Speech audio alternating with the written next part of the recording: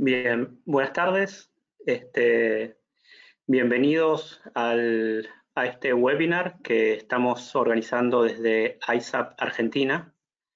Y antes de arrancar, un breve comentario. Como muchos ya saben, ISAP es una red internacional que en este momento tiene más de 20.000 miembros y tiene presencia en 190 países.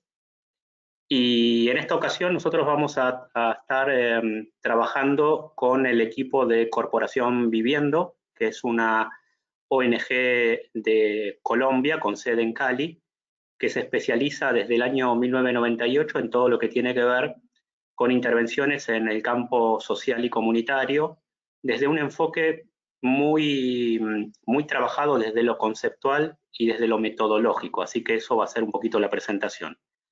En esta ocasión tenemos la suerte y el lujo de tener la apertura de Jimena Kalauski, que es la jefa de reducción de la demanda de la OEA-CICAD. Así que yo le voy a dar entonces la palabra a Jimena para la apertura y luego vamos a comenzar entonces con la presentación del equipo de Corporación Viviendo. Adelante, Jimena. Bueno, muchas gracias, Roberto, por la invitación. Un saludo, aunque soy chilena, estoy desde Washington. Un saludo enorme a todos quienes se han conectado, que son muchísimas personas el día de hoy. Para nosotros, desde la OEA-CICAD, es muy interesante el poder dar soporte a los programas, a los equipos más bien, que componen los capítulos nacionales de ISAP. Y en esta ocasión nos interesa mucho poder apoyar esta actividad que ha organizado el capítulo argentino de ISAP en nuestra región. Es un capítulo que ha llevado el liderazgo en varios temas que han sido muy necesarios y muy relevantes en estos tiempos, sobre todo en este tiempo de pandemia, pero también han puesto un fuerte énfasis en lo que tiene que ver con prevención, tratamiento y alternativas comunitarias. Realmente con lo que hemos visto que no ha destapado, porque ya sabíamos que existía, pero realmente todo lo que ocurrió con la pandemia, donde los grupos vulnerables han quedado mucho más vulnerabilizados, se ha regresado a etapas anteriores del desarrollo de nuestro país, donde hemos vuelto a evidenciar la pobreza que aqueja a muchos sectores, es que se hace muy importante poder contar con estrategias de trabajo comunitario que tengan un fuerte énfasis en construir redes y en mantener las redes sociales de apoyo que lamentablemente en algunos lugares geográficos se habían perdido. Entonces creo que es muy interesante poder mirar la experiencia de trabajo del día de hoy, porque necesitamos tener un trabajo que se realice directamente en los barrios, en el territorio, con evidencia, donde podamos compartir buenas prácticas y experiencia, y en ese sentido es muy interesante para nosotros poder apoyar este tipo de actividades de difusión, de intercambio, sobre todo además de una corporación que viene en este caso de Colombia, y que Colombia además ha tenido muchísima trayectoria en este tipo de trabajo y de intervenciones. Así que, bueno, les deseo lo mejor. Quiero agradecer a Roberto Canay, al capítulo de ISAP Argentina, por supuesto saludar a Raúl Tovar, a Cindy Valencia y Michelle Cerón, que van a hacer la presentación el día de hoy. Como les decía anteriormente, espero poder quedarme para poder escuchar lo que nos van a compartir, porque de todas maneras es muy interesante y nos interesa seguir también trabajando en esta línea. Para los que no lo sepan, la CICAD cada cierto periodo de tiempo elabora en conjunto con los Estados miembros una estrategia hemisférica sobre drogas y un plan de acción, y justamente el trabajo en el territorio es algo que está destacado en esta nueva estrategia hemisférica y sobre la cual nos interesa poder reforzar y trabajar con mucho más énfasis y mucho más entusiasmo a lo mejor de lo que lo veníamos realizando previamente. Así que muchísimas gracias, les deseo lo mejor y espero que tengamos una muy constructiva e interesante experiencia y ponencia. Muchas gracias, Roberto.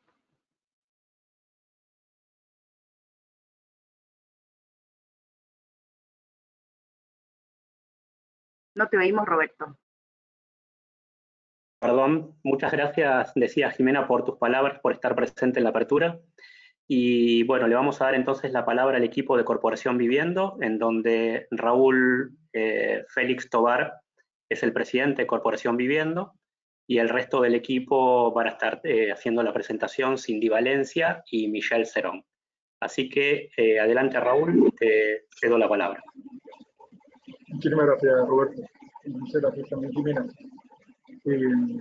Quise estar presente en la iniciativa del representante legal de Corporación Viviendo, un poco para dar el contexto de lo que Corporación Viviendo está haciendo. Empiezo por manifestar nuestra gratitud también por el espacio, por la universidad que pudieron invitarnos, por la audiencia que en este momento nos escucha, y por la posibilidad de compartir lo que son experiencias en desarrollo que han venido permitiéndonos también aprender de lo que este trabajo significa. Hago primero una consideración. Corporación Viviendo tiene dos fechas por las cuales se le conoce. Una, cuando nace como proyecto en 1998, en el seno de la Conferencia Episcopal Caritas Colombia, con la institución de Caritas Alemania, un poco desde un origen hermano que está en México, con la primera experiencia que se desarrolla a partir de 1992, de la cual nosotros un poco somos herederos, y que hoy, digamos, en el curso de estos años, se ha convertido en una experiencia que se ha replicado a nivel de Latinoamérica. La propuesta que se ampara o tiene un techo que llamamos modelo que trabaja en la prevención de riesgos y daños como primera alternativa en contextos de alta vulnerabilidad en poblaciones altamente vulnerables, excluidas, muchas de ellas dependientes de sustancias con una serie de situaciones asociadas al consumo que las ponen o las exponen a riesgos. Pues nos ha hecho aprender de nuestros temas, pero también de las experiencias de la red latinoamericana, RAID Latinoamérica. Somos 15 países que nos hemos conjuntado para un poco aprender juntos de lo que esta propuesta nos implica, pero cada uno a su manera, porque también los contextos políticos y legislativos en nuestros países no son necesariamente iguales.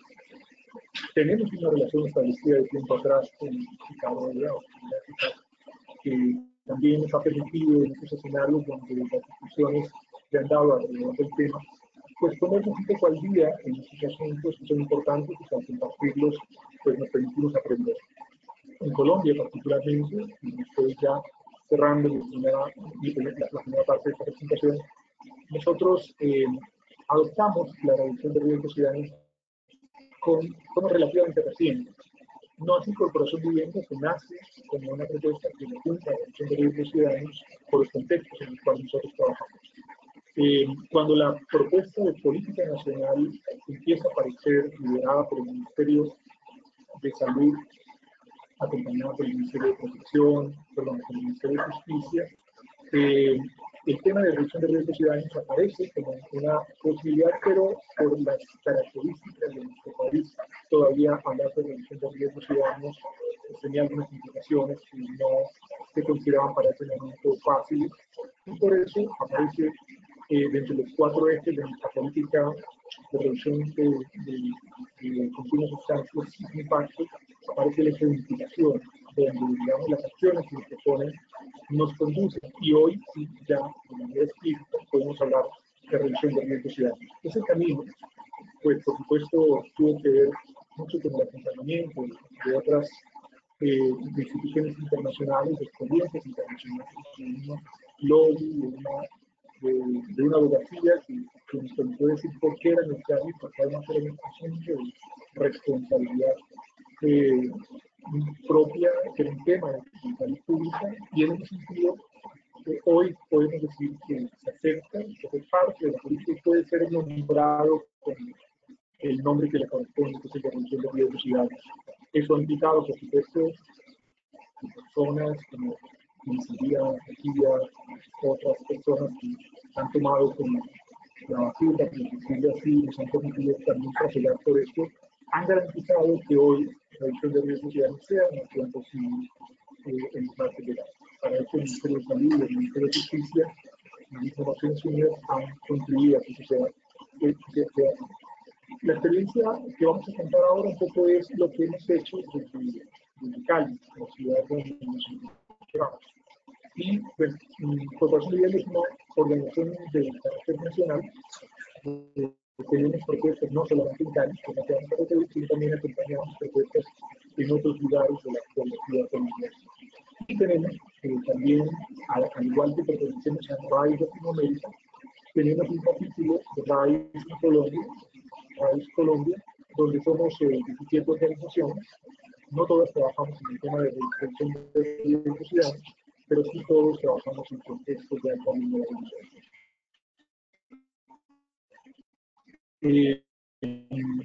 Quienes estamos al frente de propuestas de reducción de riesgos ciudadanos nos hemos acercado, hemos aprendido juntos. Entre ellos está la cooperación con sentido, que está en la zona nororiente del país, en el sur de Bucaramanga, Pereira, que está en Pereira, en la zona central, el eje carretero, Chambalá, que está en el eje carretero también. La corporación APS, que es la Acción Técnica Social, que ha sido tal vez de las organizaciones en el país han tomado más este liderazgo y han tenido una incidencia significativa muy interesante. Está la Fundación Procrear y nos acompañan también Fundación Samaritano de la Calle, que es un trabajo importante con personas que habitan calles. Y hasta el sur tenemos a Arca de Noé, Pasto, Frontera con Ecuador y Fundación y Fundacer. Estas son las organizaciones que en este momento trabajamos en la reducción de riesgos ciudadanos y que hemos hecho un camino común. Ahora, tanto Michelle como Sim hacen parte del programa de reducción de riesgos ciudadanos del municipio. Es un programa que opera la Corporación Vivienda, en el que recibe recursos tanto del distrito de Cali como de nivel nacional, que tenemos unos 2%. Pues hemos construido una experiencia, que es la que queremos compartir, y ahí enfatizo el hecho de que nos hemos preocupado por la manera como se presenta esta experiencia, que es la generación de viviendas, ¿no? El poder llevar un registro de información, ser responsables en eso, garantizar también que eso permita esa apertura hacia tratar de considerar que las políticas públicas se construyen a partir de las experiencias que se desarrollan, las voluntades que se construyen y los recursos porque acompañan este desarrollo. Ese es tal vez uno de los elementos que hace que hermana las propuestas y en muchos casos precisamente no es fácil conseguir los recursos, implementarlos y sostenerlos en el tiempo. Algo que estamos viviendo permanentemente proponemos y decimos es que las propuestas de reducción de riesgos ciudadanos, si bien están centradas en derechos, en el acceso, en la inclusión social, requieren, para que efectivamente sus resultados se modifiquen de manera tangible, coherencia en la intervención, consistencia en el mismo y continuidad. A veces, infortunadamente, la continuidad es lo que amenaza las propuestas de reducción de riesgos ciudadanos, y eso tiene que ver mucho con voluntad política. No voy a extender más, voy a darle la palabra entonces para que tanto Cindy como Michelle sean quienes presenten la experiencia y al final seguramente atenderemos las inquietudes y preguntas. Muchísimas gracias, Roberto, nuevamente, muchísimas gracias, Nina, y la palabra entonces para que Cindy y Michelle empiecen a terminar. Buenas tardes, yo soy Michelle. Aquí en Colombia apenas son las 4 de la tarde, entonces ven todo muy iluminado. Yo llevo 3 años en el programa de reducción de riesgos y daños y ya voy a completar 9 años en Corporación Vivienda, acompañando distintos dispositivos comunitarios. Y en esta ocasión, pues vengo a hablarles de la experiencia del programa de reducción de riesgos y daños de la ciudad de Cali, aquí en Colombia. Para empezar, vamos a contextualizar el tema del concepto de reducción de riesgos y daños. El concepto de la reducción de riesgos y daños es una perspectiva de salud pública donde se reconocen los derechos humanos. La reducción de riesgos y daños surge como una pugna por los derechos de las personas que usan drogas y se remonta más o menos a la década de los 70. Ha sido toda una ganancia en términos de derechos de salud para las personas que usan drogas y surge con este enfoque. ¿Y de qué se trata? De acciones e ideas individuales, comunitarias, tanto del ámbito médico como del ámbito social, político, que tienen por orientación disminuir los impactos negativos de los comportamientos asociados al consumo de drogas. La abstinencia no es la meta. La abstinencia no es lo que interesa aquí. Lo que interesa es la vida de las personas, preservar esa vida y mejorar la calidad de vida de las personas que usan drogas.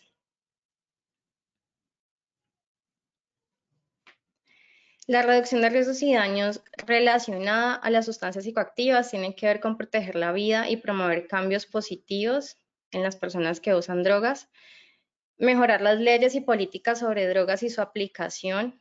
En países como Colombia, si bien hay un marco normativo en donde tiene cabida la reducción de riesgos y daños, todavía hay muchas trabas de tipo normativo, jurídico, institucional, para que haya una plena garantía de los derechos de los usuarios y las usuarias de drogas.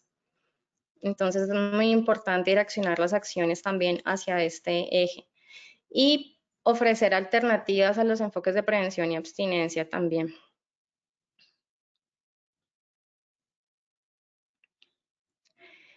Desde Corporación Viviendo, siempre el enfoque ha sido los dispositivos comunitarios. ¿Por qué? Porque creemos en las comunidades y en su capacidad que tienen. Entonces, estamos siempre propiciando y fortaleciendo la capacidad de respuesta comunitaria a distintas situaciones. Desde ahí, hemos querido y hemos intentado en estos años de cimentar el programa de reducción de riesgos y daños. Por ende, es una estrategia de bajo umbral y de fácil acceso. Aquí las personas ni siquiera tienen que mostrar su identificación. Es opcional dar el nombre. En realidad se acerca, lo que sí vemos, porque en Cali trabajamos con personas que se inyectan drogas, es que efectivamente sea un inyector, si por ejemplo viene por jeringas, pero si no, si es cualquier otra persona usuaria de drogas, puede llegar sin ningún problema. Es muy importante, es fundamental el trabajo en redes, no solamente de las redes institucionales, quienes van a dar respuestas a temas de salud y a temas de servicios sociales, sino también la red comunitaria. Es flexible, está moldeado y está adaptado a la comunidad, y por eso es que también el tema de los datos es tan importante, pero no los datos, digamos, a partir de la evidencia científica, sino el dato que se logra construir junto a las personas en comunidad, en territorio, que esto lo va a hablar más adelante Cindy. Y también es muy importante la caracterización que se haga de las personas que usan drogas y que acceden al servicio para sí mismo adaptar el programa. Un poco desde la historia del programa, este programa tiene sus inicios en 2015, donde es otra organización que se llama ATS la que hace una caracterización del consumo de heroína en Cali. En este momento, Viviendo, como no era una organización de la ciudad, Viviendo entra a apoyar también esa caracterización, ese reconocimiento del territorio. Algo característico de la ciudad de Cali respecto al consumo de heroína es que el consumo de heroína se da en un territorio específico ubicado en el centro global de la ciudad, y son pocas cuadras, son unas 4 o 5 cuadras en las que está focalizado el consumo de heroína en un barrio que se llama el barrio Sucre. Entonces, esta caracterización parte por un reconocimiento del territorio donde se da, por un reconocimiento de esas dinámicas territoriales y una aproximación también a los usuarios y las usuarias para reconocer cómo se está dando la práctica de inyección, cuáles son los riesgos que se logran identificar allí. Se evidencia un alto riesgo de infecciones de VIH y hepatitis, ya que se compartían, se alquilaban jeringas, además de prácticas para nada higiénicas respecto a la inyección. Entonces, esta misma organización, ya con esa evidencia, en 2016 logra empezar a ejecutar lo que es entrega de material higiénico de inyección, orientación y educación a los usuarios. Es en el 2018 donde esta organización opera como hasta el 2017 y ya en el 2018 es Corporación Viviendo quien empieza a operar el programa, a gestionar recursos. Un gran aliado ha sido Open Society para la sostenibilidad del programa. Desde el 2018 hasta el momento hemos contado con recursos y anualmente también se financia con recursos del Fondo Nacional de Estupefacientes aquí en Colombia, que es una entidad que hace parte del Ministerio de Justicia.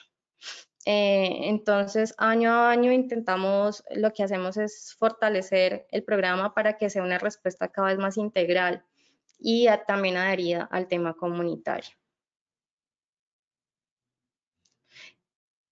Algo para mencionar respecto a 2020, que fue un año pues también especial para el programa, y es que se logra realizar un convenio con Naciones Unidas en el que se hacen distintos enfoques de abordaje comunitario, pero especialmente también se hace una propuesta de formación para el emprendimiento y es un grupo mixto. De esto también les hablará Cindy más adelante.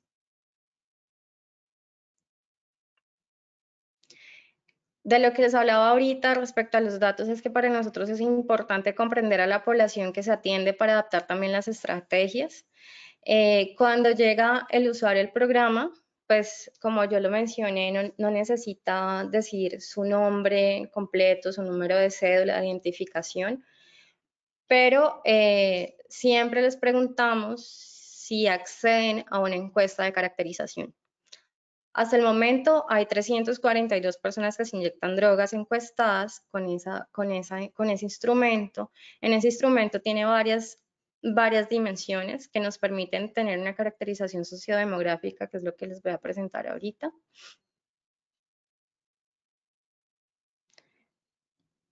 Identificar la edad de los usuarios. Aquí, por ejemplo, nos permite saber que estamos ante una población joven. La mayoría de los usuarios se están ubicando entre los 25 y los 29 años, seguido de los 30 a los 34 y los 35 a los 40 años. Sí, este bloque es una población principalmente adulta. En estos años se han identificado no más de 3 menores de edad, pero es principalmente población adulta y adulta joven la que va al programa. En cuanto al tiempo transcurrido desde la primera punción, eso también hace parte de unas preguntas que se le hacen respecto a su consumo de heroína, hace cuánto se inyecta, cuántas veces al día se inyecta, y después se preguntan sobre prácticas también de riesgo, también para conocer cuáles son esas prácticas y cómo es su dinámica en el tiempo. Y respecto al tiempo transcurrido desde la primera punción, lo que se observa es que por lo general está entre los 4 y los 6 años. Hay personas que se inyectan más de 20 años, pero son muy, muy pocas. No, pues no es tan significativo. La heroína se empezó a comercializar en las calles de la ciudad hacia el 2010. Y entonces en la calle no se conseguía hace 20 años heroína, era de círculos muy cerrados y muy cercanos a las casas de narcotráfico que había aquí en Cali.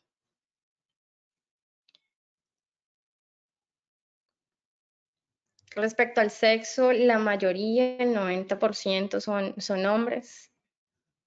Una de 10 personas es mujer. La orientación sexual también es una minoría quienes se reconocen como bisexuales y lesbianas, que son, no tenemos hombres que se reconozcan como homosexuales, sin embargo sí hay hombres que tienen sexo con hombres u hombres que realizan trabajo sexual esporádicamente. 2 de 5 mujeres se dedican al trabajo sexual. Muchas de las usuarias tienen, digamos, estas prácticas como tema de gestión de recursos para vivir y para comprar también sus dosis. Y respecto a la ocupación, pasa también algo y es que la heroína aquí en Cali, cada bolsita que sirve para entre 1 y 2 dosis cuesta 6.000 pesos. En promedio un usuario se está comprando entre 3 y 4 bolsas de heroína al día. Esto implica que tiene que gestionar recursos también para esto. Entonces, si tenemos en cuenta que la mayoría de los usuarios, esto está cerca del 95%, están en la informalidad. Se dedican al rebusque, lo que se llama acá rebusque, ventas ambulantes, ventas de droga, incluso algunos dicen que se dedican a robos o a reciclaje. Pero todos, generalmente todos y todas quienes usan heroína aquí, con quienes trabajamos, están en función de gestionar recursos, sea en la dinámica que sea.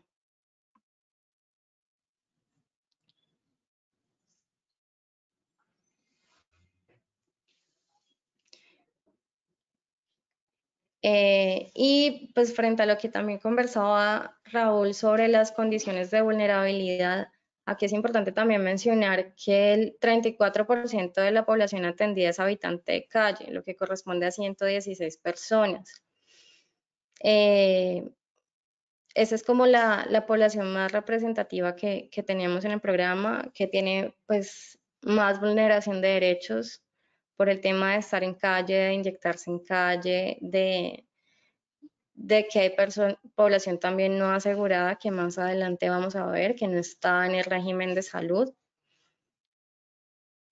18% población afrodescendiente, 7% población desplazada por el conflicto armado y hay 3 personas que son migrantes de Venezuela.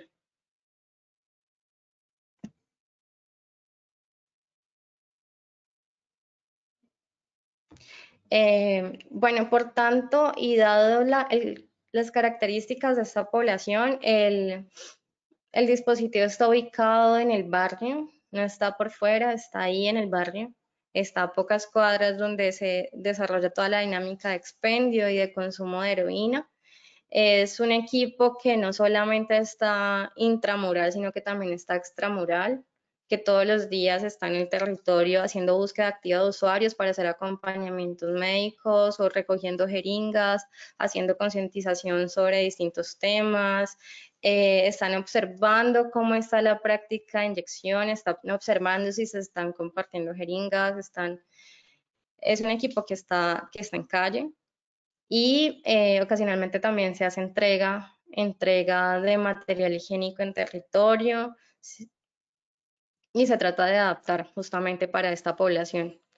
Entre las acciones que se desarrolla está la entrega de material higiénico de inyección, educación para la reducción de riesgos y daños, y esto tiene que ver con prácticas de inyección segura, educar a los usuarios de cómo se pueden inyectar de una forma más segura, higiénica, prevención de sobredosis y atención a sobredosis, esto tanto para usuarios, usuarias como para familiares, personas de instituciones y comunidad.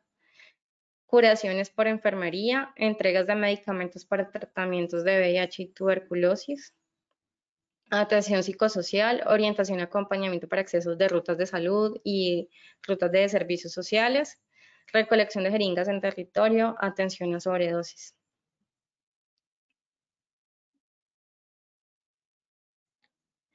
Es muy importante para nosotros registrar siempre la entrega de material higiénico y estar observando siempre el porcentaje de retorno, porque esto también nos indica qué están haciendo los usuarios y las usuarias con las jeringas que se les están entregando, si las guardan y las retornan o las están vendiendo, las están compartiendo, las están tirando en la calle.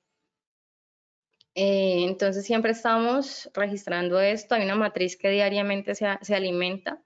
Ahí alcanzan a ver como un código pequeño, ahí se ve el código que es el que maneja los usuarios.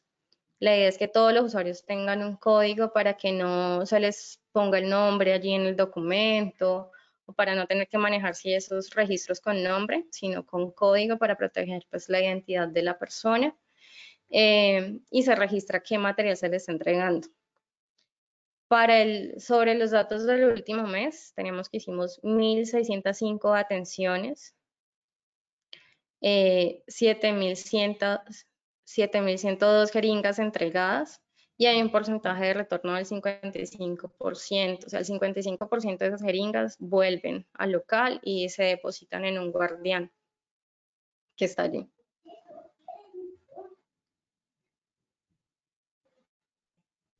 Y le doy paso a mi compañera Cindy, que nos va a hablar sobre las estrategias de atención y abordaje comunitario. Bueno, buenas tardes a todos y a todas. Mi nombre es Cindy Valencia, hago parte de la Corporación Vivienda desde el año 2015. He hecho parte de la implementación de diferentes dispositivos, especialmente dispositivos barriales, y ahora hago parte también del programa de reducción de riesgos y daños en el rol de psicóloga. Bueno, ¿por qué pensarse las estrategias de reducción de riesgos y daños desde un enfoque comunitario? Bueno, vemos que es muy importante no solamente proveer la posibilidad de que las personas tengan una inyección segura y que tengan un contexto seguro para hacerlo, sino que también vemos que el involucramiento de la comunidad permite generar estrategias que realmente se adapten a las necesidades tanto de los usuarios como del entorno y pues también teniendo en cuenta los factores del contexto que suelen ser bastante particulares. En ese sentido, voy a hablarles ahora un poco de lo que ha sido el trabajo de la implementación del dispositivo comunitario desde el año 2020 para acá. Hemos tenido ya algunas experiencias anteriormente, pero hemos decidido mostrar un poco lo que ha sido la sistematización del proceso desde noviembre del 2020 para acá. Y voy a empezar explicando un poco cómo es el contexto de este lugar donde estamos ubicados y por qué allí en específico. Bueno, empiezo por comentarles un poco que nos encontramos como contexto operativo en el barrio Sucre, como ya lo decía mi compañera Michelle, por ser este un lugar particular respecto a las dinámicas de consumo de sustancias psicoactivas, especialmente el consumo de heroína. Esta es una zona que queda en el centro de Cali, queda muy cerca de toda la concentración de comercios de la ciudad, pero también es un lugar donde confluye el consumo, el expendio de sustancias, también las actividades económicas como el reciclaje, como la chatarrería, también hay explotación sexual, trabajo sexual también en esta zona y pues situaciones al margen de la ley. Por ser este un lugar entonces donde veíamos una gran concentración de personas que se inyectaban heroína, pues decidimos ubicarnos allí y empezar entonces a involucrarnos con este contexto para ofrecer una posibilidad de atención inmediata, oportuna y de muy bajo umbral, como se mencionaba al principio. La idea es que los usuarios puedan acceder cuando lo necesitan durante sus prácticas de inyección para obtener un kit, para obtener asesoría, para obtener orientación y fundamentalmente también para evitar las sobredosis que se presentan con este tipo de consumos. En este sentido, entonces, nos encontrábamos con un contexto donde, además de todas estas actividades que les mencionaba, donde hay una permanencia también de personas ya que habitan en calle, estas pues son personas que tienen unos consumos ya dependientes, entre ellos nuestros usuarios de consumo de heroína, algunos ya en un nivel de consumo pues que no les permite gestionar otro tipo de cosas, sino pensar todo el día en la gestión de su dosis. Además de estas circunstancias, pues también es un barrio donde todavía se presentan viviendas, hogares, donde todavía conviven personas, familias, y con toda esta diversidad de actores encontrábamos que habían unas representaciones sobre los consumidores de heroína bastante fuertes, un estigma bastante pronunciado que pues impedía o dificultaba un poco el poder articular algunas acciones que considerábamos importantes. Entonces, la primera tarea fue empezar a comprender lo que era este pequeño universo del barrio Sucre, estas calles donde se concentra el consumo, y empezar a comprender lo que pasaba también con estos otros actores que, si bien no eran usuarios directos de nuestro programa, de alguna u otra forma también se encontraban afectados o tocados por la dinámica de consumo. Para esto hicimos un proceso de mapeo y construcción del conocimiento donde hicimos un contraste previo de información de lo que ya habíamos levantado como corporación haciendo presencia en este lugar desde diferentes proyectos y desde diferentes iniciativas, más lo que ya se venía recogiendo del programa desde el año 2018. Y hicimos este contraste previo de información donde pudimos identificar unas hipótesis también alrededor del consumo, alrededor de las dinámicas barriales y unos posibles temas prioritarios para empezar a trabajar con este dispositivo. Ese contraste previo lo hicimos también no solo con revisión bibliográfica, sino con recorridos de calle, entrevista a actores comunitarios, entrevista a los mismos usuarios. Recogimos la información que se presentaba en las atenciones, en las escuchas inmediatas con los usuarios, en los acompañamientos a las rutas. También hablamos con actores institucionales y bueno, con estas observaciones y todo este cúmulo de información, diseñamos un taller para preguntarle a las personas, bueno, ¿hacia dónde considera usted que deberíamos dirigir esta estrategia comunitaria? Hicimos un primer, digamos, momento del taller, recogimos las ideas que nos daban las personas, hicimos allí ya unos filtros y construimos unas categorías, y ya con esta información depurada hicimos ya otro taller donde evaluábamos y medíamos un poco las hipótesis que allí salían, no solamente sobre el origen de las dificultades, sino también cuál era su posible respuesta, su posible solución. Este fue un proceso muy bonito porque requería sensibilizar a las personas, requería abrir puertas para que se dispusieran a comentarnos, para disponerse también a participar y proponer más allá de pronto de señalar específicamente a los usuarios. Durante este proceso, pues algunos líderes comunitarios se daban cuenta también de algunas cosas que pasaban en su comunidad y surgían, por ejemplo, revelaciones como que el problema de las basuras no era un problema que generaran los usuarios del consumo de heroína, sino que era ya un problema de convivencia entre vecinos. Entonces, allí ya se empezaban a transformar algunas ideas sobre lo que pasaba en el barrio y quiénes eran los culpables y por qué de pronto no disponerse a participar de una estrategia de reducción de riesgos y daños. Entonces, con este ejercicio hicimos ya llegamos a unos puntos de acuerdo, a unos puntos básicos de la intervención que también representan como unos indicadores del desarrollo que fueron construidos con la comunidad y que son estos que ustedes ven aquí. Entonces, llegamos a la conclusión de que era importante un fortalecimiento de competencias alrededor del tiempo libre. Esto es algo que al principio surgía un poco como desde el sentido común, ¿no? Entonces, no, las personas tienen que ocuparse en algo para que no consuman, quizás un poco también desconociendo la dinámica de la dependencia de la heroína, entre otras cosas, pero era algo que proponían los vecinos, los líderes comunitarios, pero cuando entonces llevamos esta idea a los usuarios, pues nos encontramos que era algo que ellos también deseaban desde el sentido de poder tener espacios en los que se pensaran otras cosas diferentes al consumo, en donde ellos pudieran, digamos, explorar otros aspectos de su vida como personas más allá del rol como consumidor o de esta dinámica.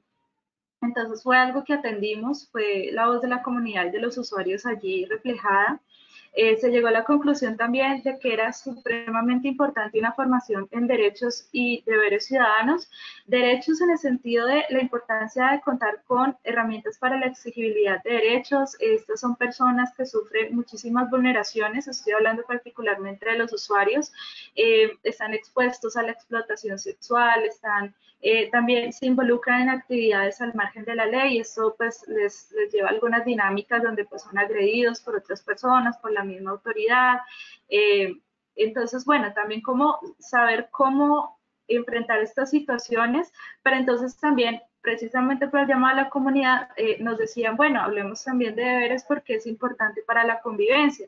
Recordemos que este es un espacio donde no solamente lo ocupan las personas que consumen, sino también hay familias, hay niños, entonces pues nos decían que este era un factor importante a trabajar para poder estar todos, si bien no en una condición ideal, por lo menos en una condición que representara el menor riesgo para todas las personas que permanecen allí. Además de esto, vimos también la importancia de implementar estrategias de mediación.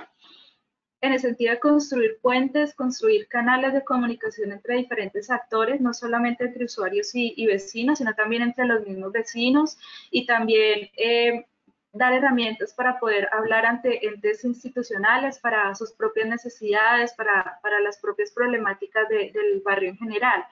Y fundamentalmente hacía falta o era importante reforzar la sensibilización y la formación de actores claves, en el sentido de no solamente comprender qué es la dependencia de la heroína, porque pues esta es la característica principal de las personas que están allí, aunque no son los únicos usuarios que se benefician del programa, pero también era muy importante explicarles que, pues, que es un síndrome de abstinencia, porque los usuarios se inyectan de cierta manera, porque permanecen en cierto estado, que es lo que provoca la heroína.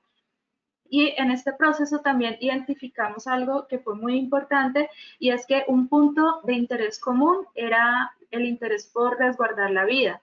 Y es que aunque los vecinos no estuvieran de acuerdo con las prácticas que hacían estas personas, que no las entendieran, que no las aprobaran, que no de pronto entendieran por qué el fin de todas estas personas no era acceder a un centro de rehabilitación, porque todas no querían hacer un proceso para llegar a la abstinencia, pues por encima de todo eso había un interés ético y moral por la vida de todas las personas. A partir de allí entonces empezamos a trabajar, y eso permitió hacer incluso formaciones para la atención de sobredosis con actores de la comunidad, con los vecinos, y ya pues más adelante veremos un poquito más sobre eso. Todo esto giraba alrededor entonces de un eje o un principio para toda la intervención, que era la participación colectiva, el trabajo colectivo y participativo, en el que entendíamos que si bien nuestro interés como programa, el origen del programa era reducción de riesgos y daños con personas que se inyectan drogas, pues estas personas también hacían parte de una comunidad en la que pues también sus acciones influían en lo que pasaba, y ellos también se veían afectadas por lo que había alrededor, y pues era importante también escuchar a estas otras personas que estaban allí y que también tenían otras problemáticas. Entonces, esto permitió entender como programa y como dispositivo comunitario que podíamos disponer la plataforma que teníamos de acción y el potencial del dispositivo también para escuchar esas otras situaciones que estaban al margen de la reducción de riesgos y daños, pero que también impactaban a la comunidad en el sentido de que pues iban a proveer bienestar para todas las personas. Cuando la comunidad sintió que escuchábamos eso, creo que se abrió una puerta muy importante para el resto de lo que ustedes van a ver a continuación. Lo que voy a mostrar aquí ya es un poco en imágenes, el cómo se materializó esto que les estoy comentando, ya la parte operativa, esto con el fin de que ustedes se puedan hacer una idea de cómo era el territorio, de cómo era la interacción y cómo eran esas acciones, ya que más adelante vamos a hablar un poco ya de los datos como tal, pero sí quisiera que ustedes pudieran tener este marco de referencia. Entonces, pues aquí estamos en acciones de sensibilización con actores clave. Como les decía, pues este es un sector donde pues hay comercio, también hay hoteles, pero tipo residencias u hoteles de paso, donde se paga por horas o se paga por noche, donde pues se ejerce un poco el trabajo sexual, también sirve pues de resguardo al que puede pagarlo. También hay inquilinatos, también hay otros lugares como sitios de maquinitas, de máquinas tragamonedas, donde permanecen muchos los usuarios. Entonces, lo que hicimos fue identificar estos puntos que eran estratégicos para toda la comunidad y principalmente para los usuarios, y empezar a socializar la estrategia, contarles lo que estábamos haciendo desde un punto de vista en el que, además de decir somos estos actores y estamos interesados en este tipo de problemáticas, pues también establecíamos un diálogo a partir de esos temas, a partir del tema, por ejemplo, de las muertes por sobredosis, a partir del tema de la inyección que hacían las personas, digamos, en el espacio público, en la calle. Cuando abrimos esta posibilidad y empezamos, como les decía anteriormente, a tocar el tema de salvar vidas, de resguardar la dignidad de las personas, pues de que era importante velar por el bienestar también de todos, eso nos permitió contar luego con sitios que tenían la naloxona. La naloxona es el medicamento que permite, digamos, revertir el efecto de la sobredosis de heroína. Entonces teníamos personas, actores en comunidad que no solamente ya aceptaban que diéramos una formación, una información sobre cómo identificar sobredosis y cómo atenderla, sino que también ellos en sus negocios y en sus lugares estratégicos, pues tener kits de naloxona dispuestos para atender esas situaciones. Más adelante voy a mostrarles un poco cómo ha sido el desempeño de este año.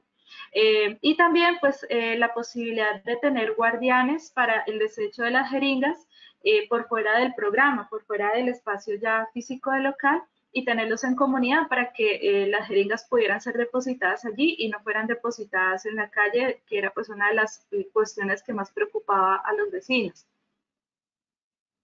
Con esto se fue construyendo entonces una red operativa comunitaria. Como red operativa entendemos a estas personas que se unen a nosotros en el hacer, que empiezan a participar activamente, que proveen también acciones, servicios o recursos, cada uno desde sus posibilidades. Si su posibilidad de pronto es brindar un espacio para escuchar a un usuario, si su posibilidad es conectarnos con otros actores o participar de un evento, participar de una olla comunitaria, ayudarnos a gestionar un servicio para el espacio. Estas son las personas pues, que consideramos de nuestra red operativa, la cual pues se fue consolidando poco a poco con estas acciones.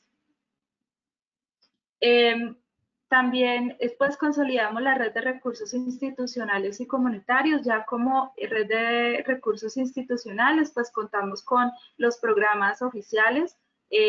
Hicimos conexión entonces pues estratégicas con no solamente los temas que eran necesarios para los usuarios como diagnóstico de tuberculosis, de hepatitis, de VIH, sino que también ayudamos a gestionar jornadas de salud para la comunidad en general, insistiendo, haciendo mucho énfasis también en estas instituciones en que era importante no centrarse solamente en la población habitante de calle, sino pues también en los vecinos de este sector, ya que ese era un tema que generaba al principio también un poco de rechazo, ¿no? Cómo se sentía que había una sobreoferta de servicios para los habitantes de calle por su situación de vulnerabilidad, pero los vecinos, que son personas que se ubican en el estrato medio, bajo y bajo, es decir, personas que ganan menos de 235, familias que se sostienen con menos de $235 al mes, pues ellos también tenían unas necesidades allí y unas barreras de atención importantes para algunos servicios. Entonces fuimos allí como mediadores,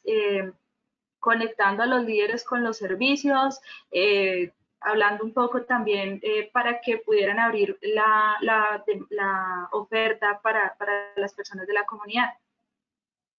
Y hicimos también articulaciones en particular con las personas de la comunidad para mejorar el espacio pues, del que ya les habíamos comentado. La imagen que ustedes ven en la esquina superior derecha pues es la cuadra principal donde suelen ubicarse las personas que se inyectan heroína. La que ven ustedes en la esquina derecha inferior pues es un espacio que era también un punto de discusión como les mencionaba anteriormente, por la disposición de las basuras. Ya luego pues se supo que no era el problema de los usuarios, sino que ya era una cuestión de entre vecinos que podía dialogarse y resolverse también de otras formas. Entonces, el intervenir el espacio desde un punto de vista de aquí no solamente hay usuarios, sino que también hay personas que conviven, que viven aquí, familias, niños, y vamos a mejorar un poco las condiciones para todos, pues eso permitió muchísimas de las estrategias que les estoy comentando.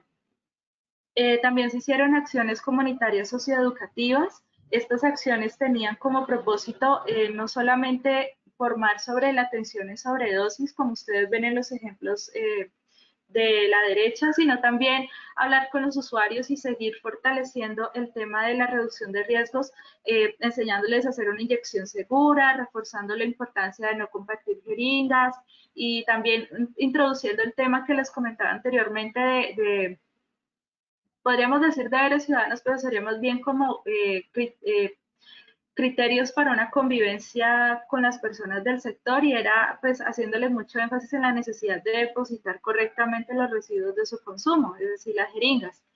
Este trabajo pues entonces lo hacíamos también con los usuarios, no solamente hacíamos el énfasis con las personas de la comunidad. Y finalmente, acciones comunitarias socioeducativas de ocupación y desarrollo de habilidades.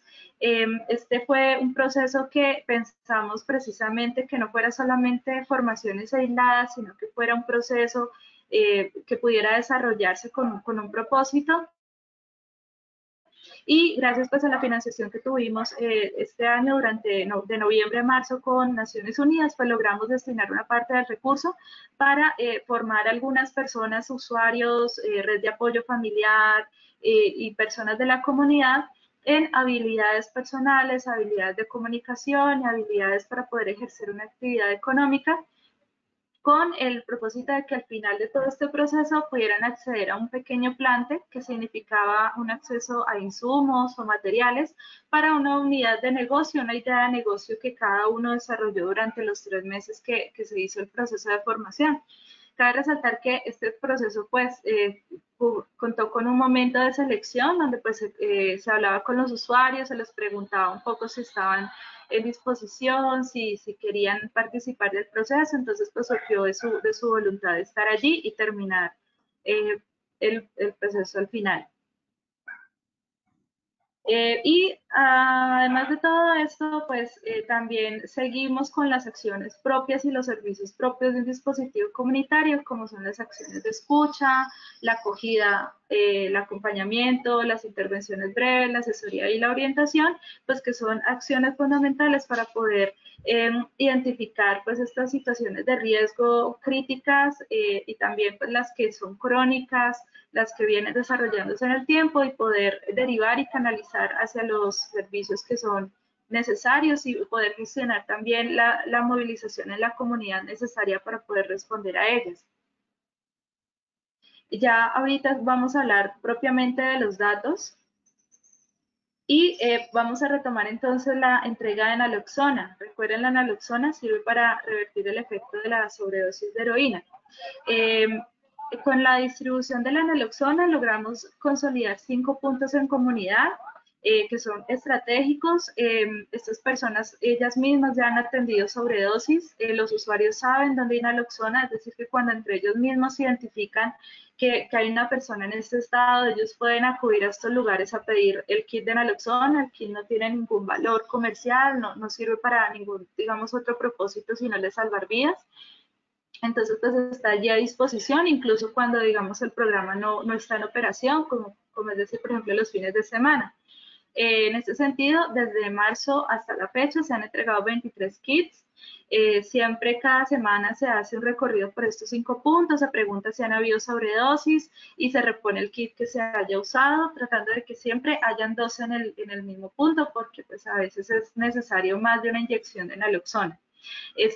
La manera en la que se administra la naloxona, pues es una inyección que se hace, puede ser subdérmica o puede ser intramuscular, se hace en el brazo, es sencillísima de hacer y pues se le enseña también a las personas cómo hacerlo. ¿Qué contiene el kit? Las ampolletas de naloxona, las jeringas, los guantes y los isopañiles. El isopañil es un paño impregnado en algodón para poder que haya pues, la mayor asepsia posible.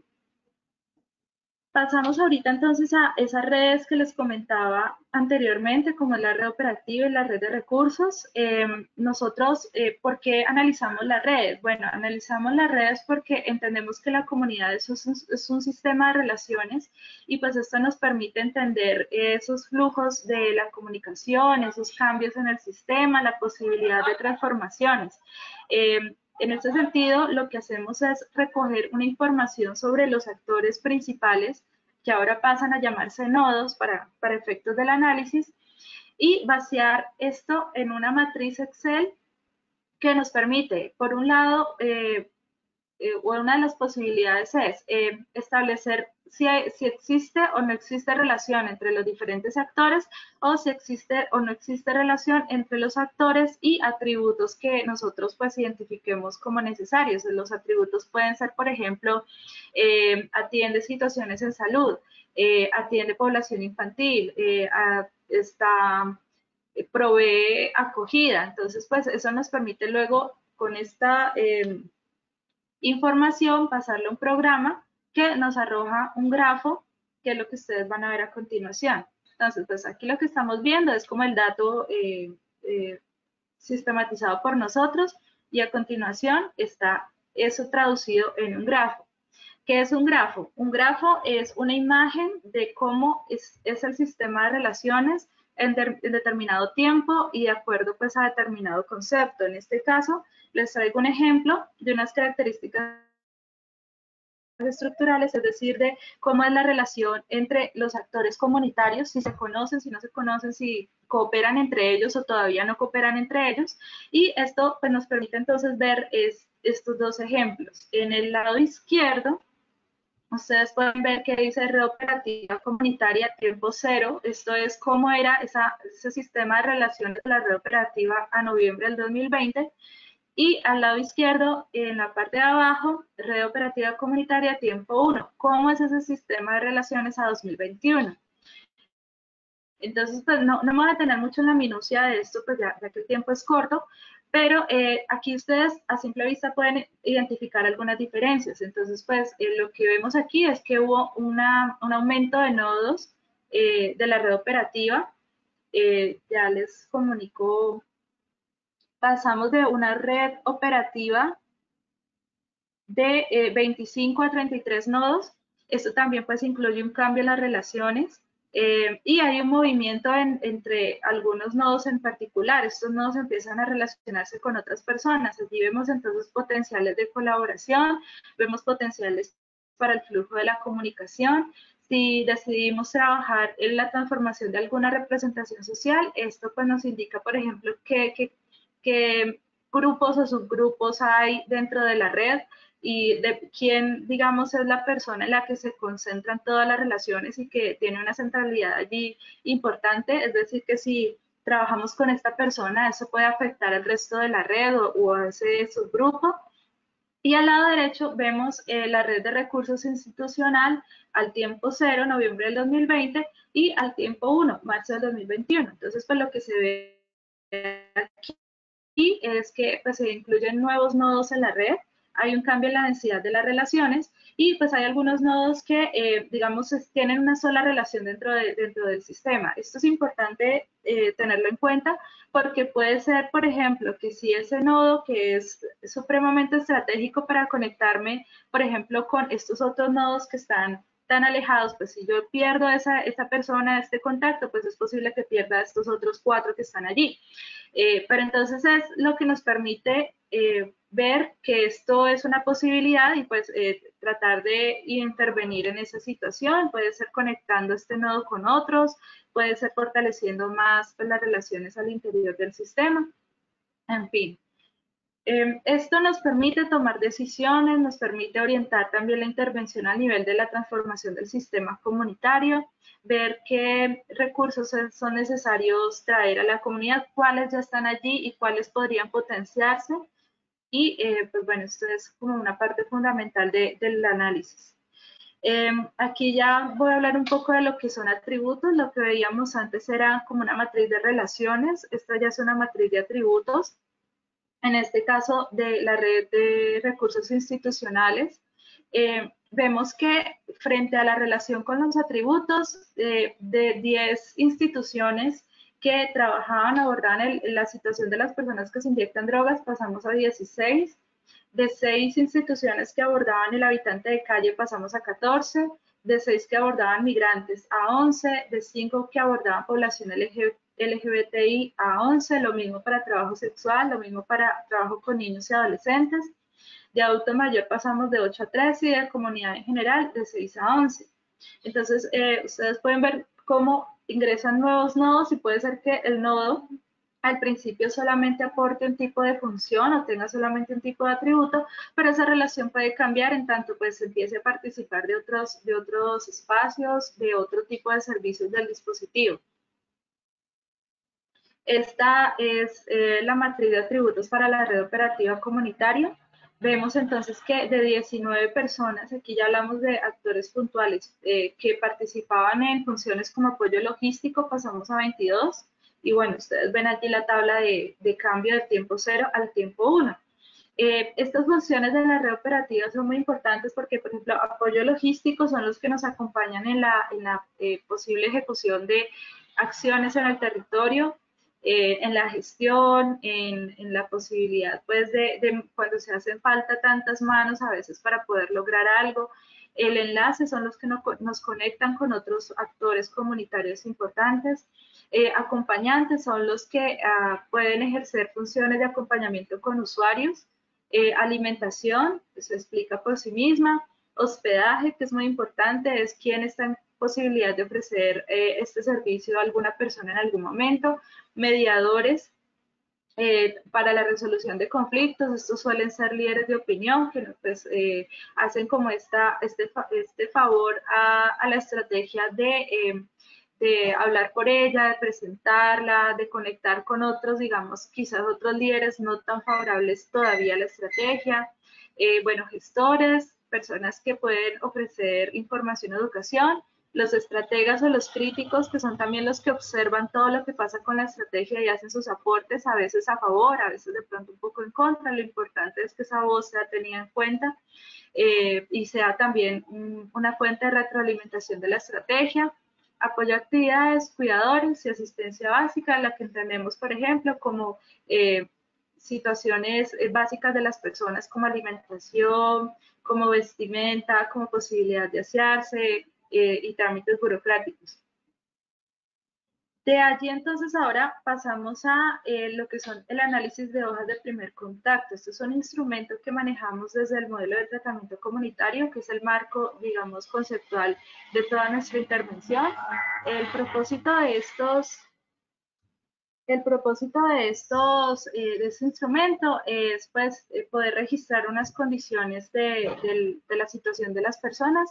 Voy a resumir aquí porque ya sé que nos hemos pasado un poco de tiempo, pero entonces solamente mostrarles que con una información que recogemos de estas intervenciones podemos darnos cuenta de cuáles son las condiciones más críticas para estos usuarios y pues para esta comunidad, porque también empezamos a abordar personas que no son personas que se inyectan heroína.